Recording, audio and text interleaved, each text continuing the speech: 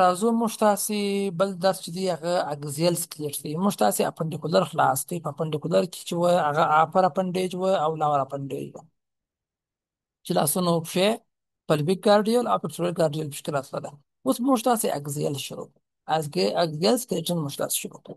موږ تاسې ویلي وو چې هډوکي چې دی د موقعیت له مخې په دوو ساحو کې موقعیت لري یا په دوو ډولونو باندې دي چې یو اپنډیکولر و او بل یې اګزیل سکلیټن و.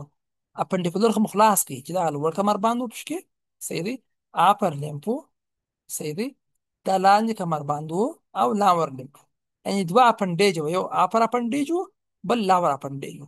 په اپر اپنډیج کې لوړ کمربند و او لوړ نهایتونه و یعنې اپر لیمفس و. په لاندې اپنډیج کې بیا لاندې کمربند و او لاندې نهایتونه و. اوس راځو موږ تاسې اګزیل شو صحیح دی.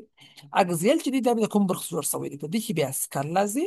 سم دی، موږ تاسو وختي بحث کړی و سکل چې راځي سر مخ او کرانیم دواړه پکې. بل چې په دې کې راځي دوهم برخه ورټیبرل کالم دی، ورټیبرل کالم د ملا تیر پکې راځي. او بل توراسیک کپاس توراسیک گیج دی، دا یې دریم شی دی. توراسیک گیج پشتۍ دي او دغه سټرنوم دی پکې صحیح شو. نو سر شو سکل چې په هغه کې کرانیوم راځي او مخ راځي، دا پکې راځي صحیح شو.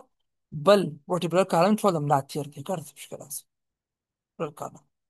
او بل توراسیک گیج سینې کپاس دی چې په هغه کې پشتۍ او دغه سټرنوم هډوکی پکې راځي صحیح دی. دا د اګزیل سکلیټ برخې دي چې موږ تاسو ټول د خیر سره ان شاء الله چې کوو وایي. اګزیل سکلیټ داسې جوړ شوی دی چې دی د یو بکس چې دی شکل لري صحیح شو، چې هغه خپله چیش کوي ساتنه زموږ تاسې کوي. چیش کوي ساتنه کوي. چې ساتنه کوي د ډیرو حیاتي غړو وایټل اینډ ولنریبل، حیاتي او ارزښتناکه غړو ساتنه کوي. هغه لکه چې شي لکه د انسان دماغ برین صحیح شو، لکه د انسان سپاینل کارډ د ملا تیر چې شوکي نخاع ده نه همغه شی پکې.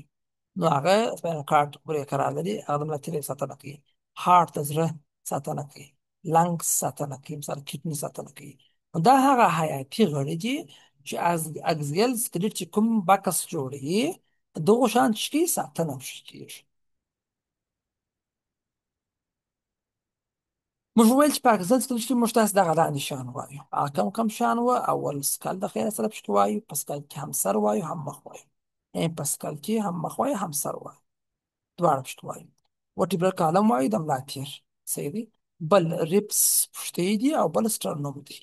سټرنوم او پښتۍ دواړه ته خو بیا نو ریب کیج وایي، سینې کپاس ورته ویل کېږي صحیح دی. یعنې دا څلور برخې موږ شکو د خیر سره انشاءالله په اګزیل کې موږ تاسو د خیر سره وایو. اګزیل سکلیټ وظیفه چې کوم کارونه سرته رسولی شي؟ اول دی د سر غاړې او د سینې ټرنک تنه یا سینه تنه د دې هغه موقعیت ساتي. دا خپل په ځای کې شي ساتي راته سات جوړ کړي، غاړه جوړه کړي او تنه جوړه کړي راته. بل په تنفس کې مهم رول لري، په تنفس په حرکات کې مهم رول لري صحیح شو. بل چې بل اپنډیکولر سکلیټ چې دی چې موږ تاسې ویلې خلاص وکړئ یا زموي سکلیټ هغه ټینګ ساتي، ځان سره چې یو ځای ټینګ ساتي. او بل د اګزیل سکلیټ چې دی د دې کوم جاینټونه چې دي کوم بندونه چې دي شاوس د دې بندونو حرکات چې دي هغه لیمیټډ دي، معنا حرکات یې کم دي، هغه محدود دي. یو موږ اپنډیکولر سکلیټ ویلی چې خلاص لاسونه پښې د هغو حرکات بیخي ډېر ول، خو د اګزیل حرکات چې دي هغه چې دي لیمیټډ دي، محدود دي، مګر دا بیا ډېر قوي بندونه لري شاوس او قوي لیګامنټونه په څه شوی دی ټینګ شوي دي. مګر د اګزیل موږ ویل چې د اګزیل سکلیټ چې دی د دې حرکات چې دي نسبت اپنډیکولر ته کم دي. اپنډیکولر یعنې لاسونه پښې چې حرکات ډېر ول، د دې حرکات کم دي، مګر د دې بندونه چې بیا دي ډېر قوي جوړ شوي دي او قوي لیګامنټونه چې لري په ځان کې، ځکه دا حیاتي غړي ساتنه کوي او باید دې کلک کړي. بندونه یې چې باید کلک حرکتونه باید ډېر ونه کړي. راځو موږ تاسې اول سکل د خیره شروع کړو. سکل موږ تاسې وایو چې دا کې دوه برخې راځي شابس، چې یو دغه لوړ کوپړۍ پکې راځي صحیح شو، چې هغه ته کرانیم ویل کېږي. او بل دغه مخ فیشل په شکل راځي، مخ یا فیس فیشل په شکل راځي. صحیح دی. او بل په دې کې د غوږ هډوکي هم راځي او یو د ستوني هډوکي په شکل راځي. صحیح دی. چې ټوله څو هډوکي کېږي؟ ټوله 9 هډوکي، 9 هډوکي کېږي، ټوله مجموعي څو هډوکي کېږي؟ 9. اوس به حساب شمېر به اوس وښودو. ګرده څنګه دا 9 هډوکي راځي؟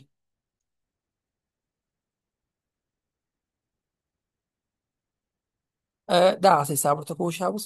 اول کرانیم دی. کرانیم دغه د سر کوپړۍ ته ویل کېږي چې مخ نه یې پکې حساب، دغه ته کرانیم موږ تاسې وایو. چې دا څو هډوکي کېږي؟ 8 هډوکي کېږي. په دا 8 هډوکي کې 2 چې دي هغه جوړه جوړه دي، هغه نور بیا سنګل دي چې د خیر بحث به کوو انشاءالله. بل 14 چې دي هغه پیشیل هډوکي دي، د مخ هډوکي دي. نو 14 او 8 دا 22 هډوکي. بل یو هایوډ بون دی، د ستوني هډوکي دي، یوازې یو هډوکي دي. صحیح شو؟ چې دا سوله 23. بل بیا 6 هډوکي چې دي هغه ایر اوسیکلز دي، او اوسیکلز آف د ایر دي، د غوږ هډوکي دي. په غوږ کې 3 هډوکي په یو غوږ قرار لري، او 3 هډوکي بیا په بل غوږ قرار لري. صحیح شو؟ او بالاخره موږ تاسې ځینې کوچني کوچني هډوکي لرو چې هغه په شمېر په حساب کې نه معلومیږي، حساب یې نه دی معلوم دغو، هغه ته ورمین بونس وایي، په حساب کې نه راځي.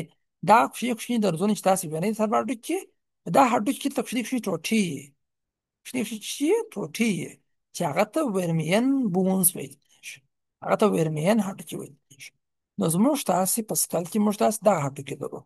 دا هډوکو شمېر موږ تاسې انشاءالله ټول چې کوم مطالعه کوو ټول د خیر سره وایو چې 8 یې په کرانیم کې دي، 14 یې په پیشل کې دي، یو یې په ستوني کې دی، 6 په غوږو کې دي، او ورمین بون چې د هغو حساب معلوم نه دی، هغه خاص په حساب پورې مربوط هم نه دي شخص، هغه اضافي هډوکي دي چې حساب یې معلوم نه دی د هغو. ښه، ته وایي تاسو په دې عکس کې دلته ورمین هډوکي دلته وینئ، ورمین بونز دغه وګورئ، دا کوچني هډوکي دي، دغه ته ورمین بون یا هم سچورل بون ته ویل کېږي. معنا دغه د سچوراو یا دغه د بخي په رقم شکل لري، دا هډوکو تر منځ د دغو په منځ کې دغه هډوکي موقعیت لري، دې ته ورمین بونز ویل کېږي یا سچورل بون. اضافي هډوکي دي، په شمېر کې خاص نه راځي. ده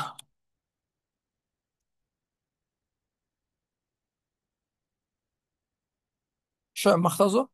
نو موږ تاسې دا خبرې مخکې هم وکړه دي چې په سکال کې ټول چې دي 9 هډوکي وه. صحیح دی. چې 22 هډوکي چې دي هغه د مخ او د سر د هډوکو دي، یعنې 8 هډوکي چې دي هغه کرانیم د سر لوړ هډوکي دي، 14 د مخ هډوکي چې دواړه 22 کېږي. د هغه سربېره 7 هډوکي اضافه سته، 7 هډوکي نور اضافه سته چې په هغه کې خپله 6 چې وه د غوږو هډوکي وه، او یو یې هایوډ بون چې ټول سره یو ځای کې 9 کېږي. 22 د سر د مخ هډوکي دي، یو د ستوني، 6 د غوږو، ټول 9 هډوکي راځي. دا د هډوکو د سکال هډوکو شمېر چې موږ تاسو ویلي. بل موږ تاسې سچوراوې لرو، د سر هډوکي چې سره یو ځای کېږي دوی داسې درزونه جوړوي په منځ کې، دغه درزو ته ویل کېږي سچورا، دغه ته سچورا ویل کېږي. 4 دانې سچوراوې چې دي هغه ډېرې مهمې دي، اساسي دي، غټې دي، نور سچوراوې هم شته، خو دا 3 چې دي هغه میجر سچوراوې دي یا غټ درزونه دي، ده چې دا هم باید خامخا زده وي. چې په هغو کې اول راځو دغه وایو لمبډویډ. لمبډویډ سچورا، لمبډویډ معنا لمدا، دغسې د اته غوندې شکل، د پښتو اته غوندې شکل چې ولري دې ته لمبډویډ ویل کېږي. دا سچورا چې دا د شا ده، شا ته موقعیت لري، د شا او کوسپیټل هډوکي جلا کوي، د چا څخه د پرنټل هډوکي څخه جلا کوي. اوس بکس کې به اوس وګورو.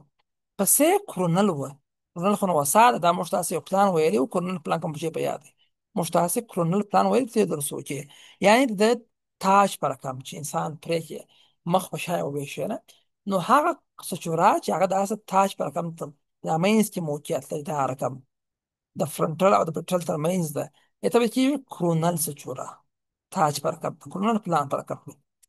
بل چې دی، بل سچورا چې دی هغه سجیټل سچورا ده شابس. موږ تاسې سجیټل پلان هم ویلی کوم چې په یاد دی، چې انسان راغلی په منځ د پزې برابر نیمه کوي، هغه سجیټل پلان و.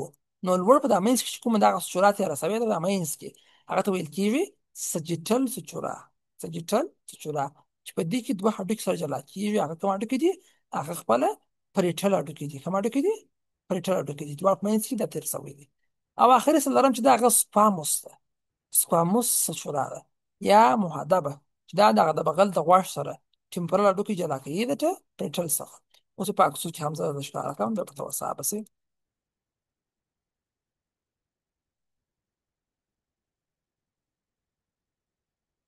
دا سترګې خوا عکس چې شمعګر بشکل معلوم سي.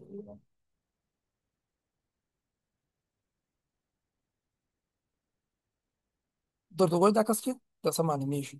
په دې عکس کې موږ تاسې وویله چې یو لمبډویر و، اول دغه لمبډویر دا شاته وینئ، دغه اته په رقم دغسې، دغه ته لمبډویر ویل کېږي. لمبډویر سچوره معنا د لمدا په رقم ده. لمدا لکه اته رقم. دا چې شي دا دغه اوکسیپیټل هډوکي رااخلي، د دغه دوو پریټل څخه یې جلا کوي راته. دا د لمبډویډ کار. بل هم په دغه منځ کې وي، دغه د منځ سچوره وه، د منځ سچوره وه چې دې ته ویل کېدله سجیټل سچوره. لکه سجیټل پلان په رقم شو نه، سجیټل سچوره، چې دا د یو پریټل جلا کوي دا بل پریټل څخه، دا منځ کې موقعیت لري. صحیح شو. او بل و کرونل، دغه وین د تاج په رقم، لکه انسان چې کمانه یا تاج په سر کې، کرونل دغه تاج په رقم چې دی دې ته کرونل سچوره ویل کېږي. لکه موږ تاسو چې کرونل پلان وایي کوم شی په یاد دی. صحیح شو. دی به دغه فرنټل جلا کوي دغه د دوو پریټل څخه. صحیح شو. او بالاخره بل مو سکواموزل دغه وویل، دغه سکواموزل دی نه به غلطي، یعنې سکواموزل سچوره ویل کېږي. دا بیا هغه سچوره ده چې دغه ټمپورل هډوکي جلا کوي دغه پریټل هډوکي څخه جلا کوي. نو دا وې څلور غټې سچوراوي، څلور غټې سچوراوي. د دغو سربیره نور سچوراوي هم شته، کوچنۍ کوچنۍ، هغه د موقعیت له مخې او د هډوکي له مخې نومان کول. څه ګورئ دغه سچوره چې دغه سچوره ده، دا بیا جلا سچوره ده. دا دغه د اوکسیپیټل هډوکي او دغه د مستوید د ټمپورل هډوکي دغه د مستوید پارت ترمنځ دی. نو ته ویل کېږي اوکسیپیټو مستوید سچوره، اوکسیپیټو مستویدل سچوره دې ته ویل کېږي. نو بیا چې نور سچوراګان چې هغه د هغه دوه هډوکو نومان ورکول کېږي. خلاص دغه څلور مه هېروئ شا اوس، چې په دې کې سجیټل وه، کرونل وه، لمبډویډ وه او سپاموزل وه. دا سچوراوي په نه هېروئ دا سچوراوي.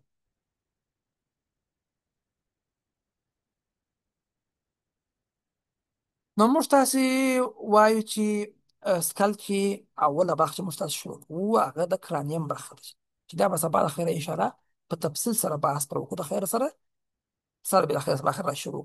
ما به دغه د هډوکو شمېر ووایو، دا مخکې هم ویلي، بله خلاص درس انشاءالله. کرانیم هډوکي چې موږ تاسې وایو چې سکل وایو، موږ تاسې په سکل کې موږ وایو ټول څو هډوکي دي؟ 29 هډوکي دي. ټول څو دي؟ 29 هډوکي دي. اصلي چې دي 22 دي، اصلي 22 دي. هغه اووه کومکي دي. اوس یې وایو په دا 22 کې اته د کرانیم دي، معنا د سر د کوپړې هډوکي دي. 14 سپیشل د مخ هډوکي دي، چې ټول څو کېږي؟ 22 هډوکي کېږي. بیا اووه کومکي هډوکي دي. دا اووه کومکي چې دي 6 د غوږو دي، یو یې د ستوني هډوکي دي. دا 29 هډوکي چې دي دا په سکل پورې مربوط دي، یا د سکل هډوکي ذکر ده. صحیح شو. چې د خیر سره انشاءالله سبا خیر به کرانیم شروع کو. اول به د خیر سره د کرانیم هډوکي اته سره خلاص کو، بیا به مخ ته راسو، بیا به نور هم پسې وایي انشاءالله خیر سره. نو درس دغه نن لپاره بس ده. لاورلیم وویلی او د سکل هغه معرفت موږ تاسې وکړي. عمومي شمېر هډوکو مو ویلي، موقعیت مو ویلي، برخې مو ویلي. هډوکي بیا سبا د خیر د کرانیم نه شروع کړو، چې اول د خیره فرنټل بون سبا خیر به انشاءالله ووایو. چې پوښتنه او سوال یې کولی سي چې په ګروپ کې هم وکړي، او د لې هم انشاءالله وخت شته